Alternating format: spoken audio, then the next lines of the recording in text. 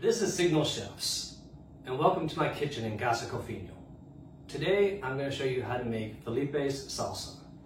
Very simple, and the ingredients are right here in front of us. We have tomatoes, we have some bell peppers, a red onion, some jalapenos, some garlic, lemon juice, salt, pepper, sugar, and hot sauce. And it's very simple to make. And I'm going to show you how to make it right now, and it's something you can do that's fresh and easy to do and use with a lot of different dishes. So to get started, depending on how you are with a knife, if you like to chop things and you're good at chopping, I highly suggest chopping all the vegetables, and that way it's a little bit fresher. If you're someone who does not like using the knife that much, the Cuisinart is your friend, so go ahead and use that. But I like to do a little bit of both because I know people in my family like to have a little more juice in the salsa, so if you do a little bit of chopping here with a pulse, it gives you a little more of the sauce. So to get started, we're going to take the tomatoes and we're just going to chop those up. Now, one of the things that a lot of people have been doing with a lot of the cookings that we've done here at Signal is that they've done a lot of cultural dishes from their home countries. Now, I'm from Spain and Cuba. This salsa dish is not a Cuban or Spanish type of a dish. This is actually a financial savings dish, I call it. And since it is Signal Financial, here's our financial tip. For those of you trying to save some money, sometimes take a look at the ingredients of the things that you have that you like. It might be easy to replicate, a lot easier and cheaper. This salsa here came from a restaurant / store, and it cost about $10 for a small jar of it. It was delicious, it was great, but it was just very expensive and probably what my nieces and daughter would call bougie. And so I looked at the ingredients and realized all it is what you see right here in front of you. And so I tried to replicate it and make it, and at the end of the day, I tried it and people liked it to the point where they wanted to take it home. That's when I knew it was actually good. It wasn't just them being nice. They wanted a jar of it. Every time I made it, they'd ask for more. So what I'm doing here right now is I am just chopping up a few of the tomatoes. And what I'll do with the tomatoes, obviously, is chop them up in good chunks, because for me, a salsa is better if you have some chunks in it. And I like to add those flavors in there, but you also want to have some of the sauce and the seeds in there because that adds the flavor as well. So after you finish chopping up all of your tomatoes, that's probably what takes up most of the time. And after you finish doing that, what you want to do is you take the rest of the tomatoes. I take usually 6 tomatoes for a whole salsa thing. And what I do is I take 4 of them and I use the puree or the pulse on the Cuisinart for 2 of them. And the other 4 I chop up myself into smaller bits. That way I got a mix of some good chunks as well as some of the sauce. All right. Now, one thing that people tend to have in salsa that I do not put in here that you may have noticed is cilantro. I am not a big fan of cilantro. It's my personal choice. I think for the salsa, the freshness of the other vegetables come out a lot more. But if you like cilantro that much, go ahead and add it. What I'd recommend is that try it without cilantro first. You might be pleasantly surprised. So definitely something that I think a lot of people tend to argue that, oh, where's the cilantro? And then they try it and they end up liking it a lot better. Now, what I will say again is, as you're doing this, most of your time is chopping. So if you want to do the Cuisinart, that's definitely okay. Now, if you notice, the vegetables in front of me have already pre-chopped ahead of time, so they'll be a little bit quicker here for the video. But when I show you the Cuisinart, you'll see you want to use the pulse function, not the puree. You're not trying to make gazpacho soup here. You're trying to make salsa. And again, with that ingredients thing with the salsa, you find a salsa that you like, look at the ingredients and just copy it.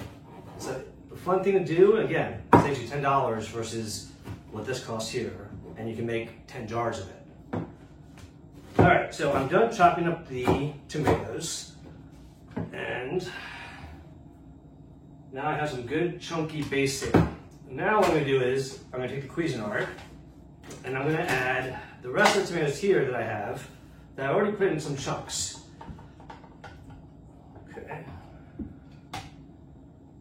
And then on, and again, you just want to make sure it's on pulse, or pulse, not puree. And then what you want to do is just go ahead and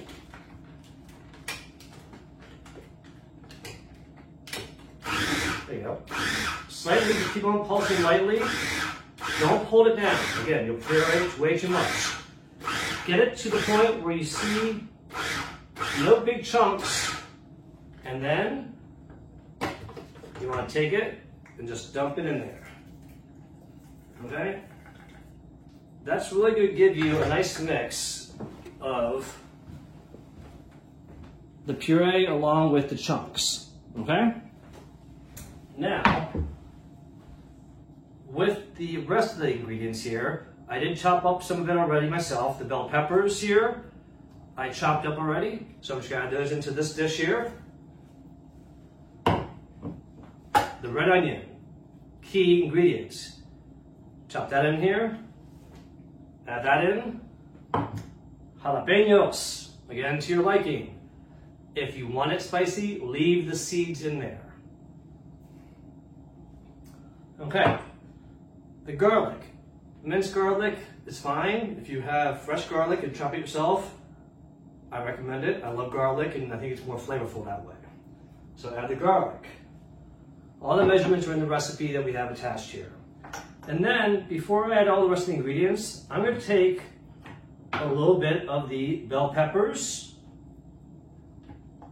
as well as the onion, red onion, and I'm going to put it in here, just a little bit again, to give it a little bit more of the puree, or the sauce and the juices from it.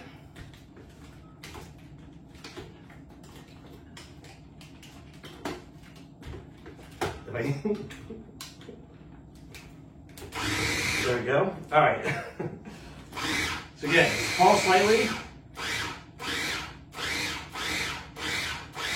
You see a nice mix of color. Now, again, with the bell peppers, you can use whatever you want. I like to use a nice mix of different bell peppers of yellow, red, orange, or in green. Mostly because it just adds a little bit of color to the salsa. I don't want it to be all red and one color. So that's why I use all the different colors of yellow, red, green, and orange bell peppers. All right, so now I've added the rest of the ingredients there. I'm going to put in the lemon juice. We're going to add the pepper, the salt, sugar. The sugar is going to help preserve it a little bit, but it also gives it a little sweetness. And then the hot sauce. To your flavor, to your tasting, if you like it hot, add more, but you want to add a little bit in there to give it a little kick. Okay? And then what we're going to do is we're going to just mix that in there here all together. You would usually use a spoon to mix, but that's okay. Be careful. Now, here's the one thing that's really important. When you do this, you're going to have a desire to want to taste it. It is going to be something that you want to wait, because right now the flavors have not mixed together. You want to let it sit in your refrigerator for a good night, so all the flavors have a chance to get in there and really absorb each other and have all the flavors combine, because at the end of the day, when they combine, that's where you get the salsa that tastes fresh and all the ingredients really come out. So here you have the finished product of what it looks like when you're done.